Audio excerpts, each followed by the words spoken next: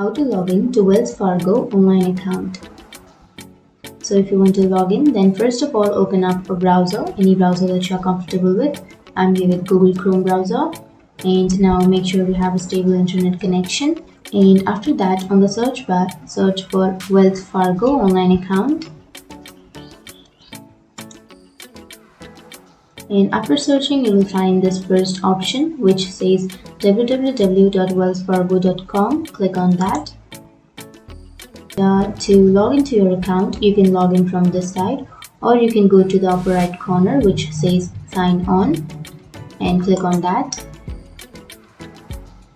And now you have to first enter your username, and after entering your username you can enter your password, and you can click here to save your username. But if you forgot your username or if you forgot your password, then you can click here, forgot username or password,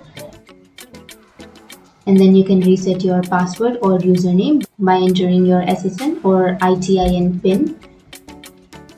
And after entering that, you can click on continue and then you can reset it. But if you remember your username and password, then you can simply enter that, and after that you can click on sign on, and that's it. That's how you log in or sign into your Wells Fargo online account. And if you have any questions, feel free to comment below. Thanks for watching.